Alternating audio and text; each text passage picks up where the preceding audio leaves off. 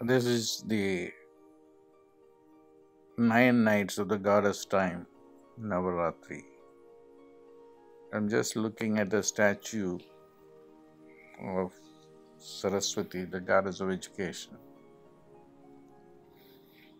and she looked sad. Don't think that the statues are static and they don't change, they change all the time. And they will give you a message. And the message that she gave me, she is unhappy because people are ignorant. And it is because of ignorance that people suffer. And she is the goddess of consciousness, goddess of education, goddess of all siddhi powers. So I am pained, she says, to see how people are so ignorant. Not only the mundane people are ignorant, even the so-called spiritual people are ignorant, the priests are ignorant, and the gurus are ignorant. Everybody is ignorant. And everything has become such a farce drama. Even worship has become a drama where there is no experience whatsoever. Even chanting mantra has become a farce. So that's what she said is making her unhappy. And it is because of the Kali Yuga.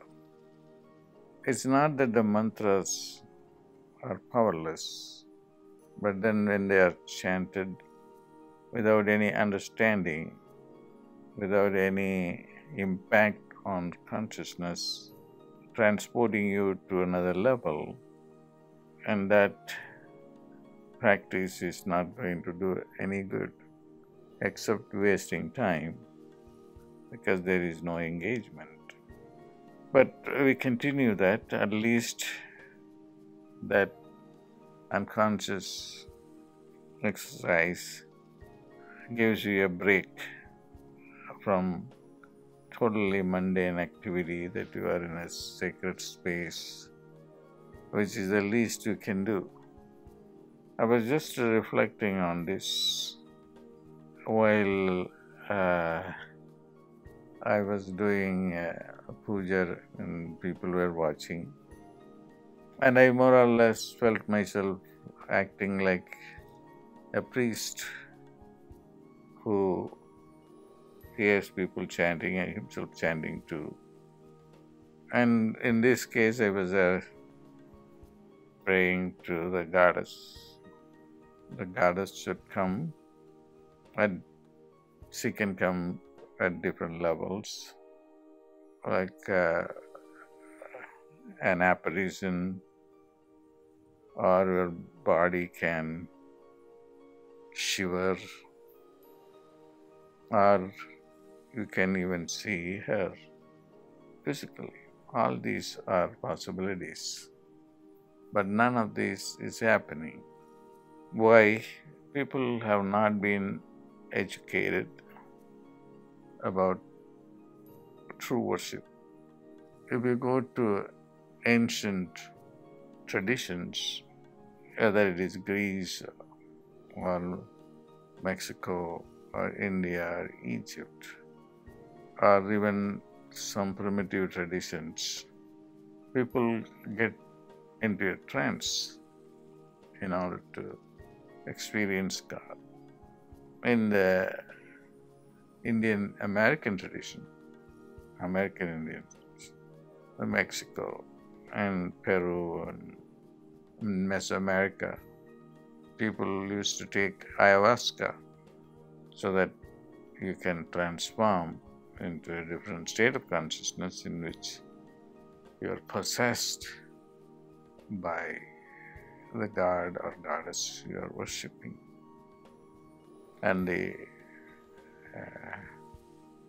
narcotic drink helps transform you. Not that I'm saying that all of you should get into taking ayahuasca or some other substance in order to get into a state wherein you can see God or feel God or experience God.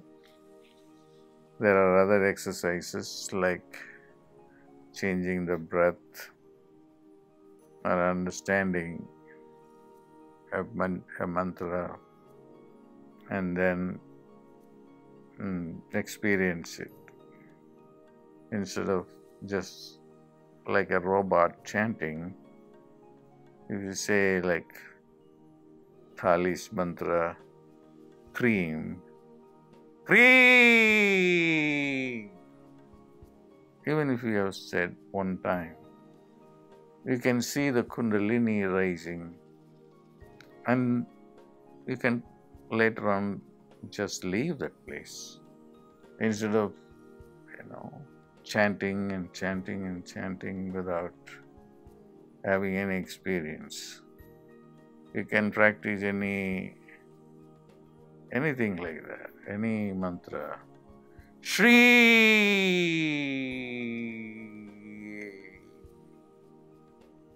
finished.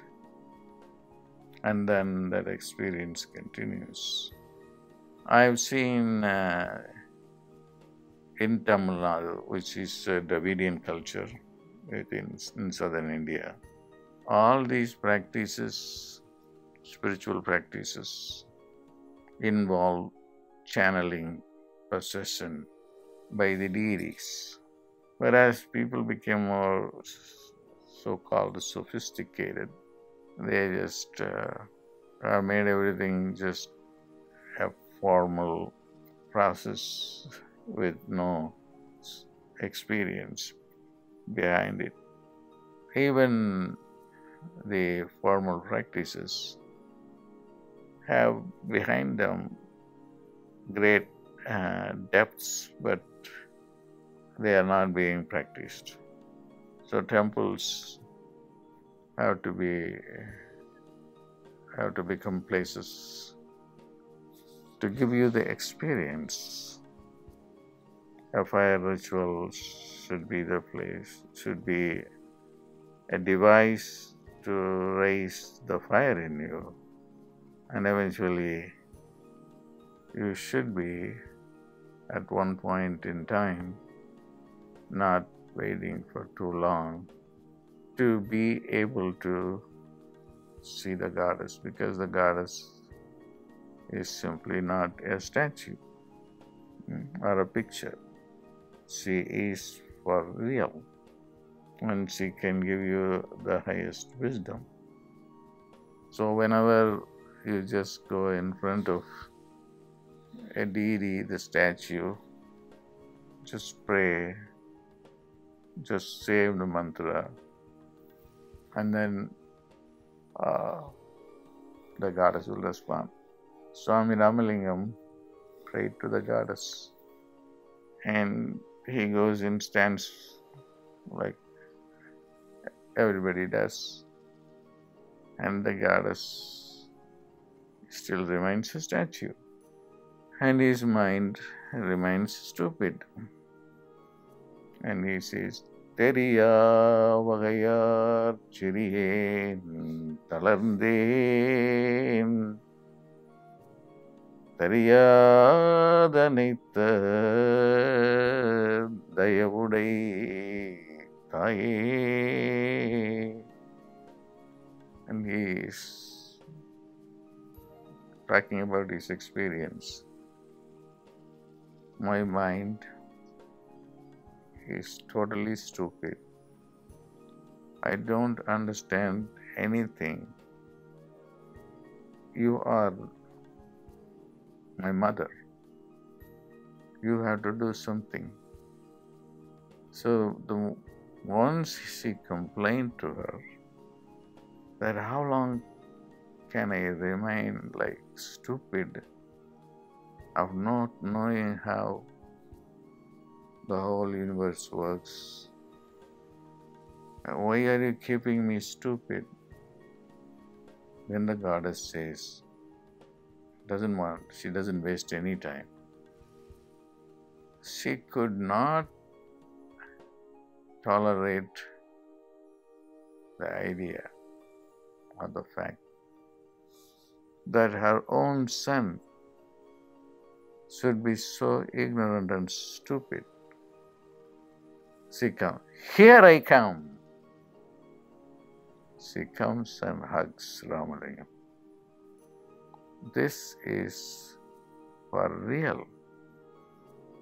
Do we have any of these real experiences brought to our attention and people's attention?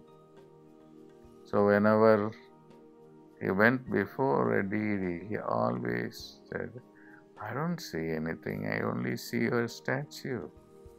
How long can it go like this? Do something. And cry, and then she comes in and gives you total understanding in a fraction of a second.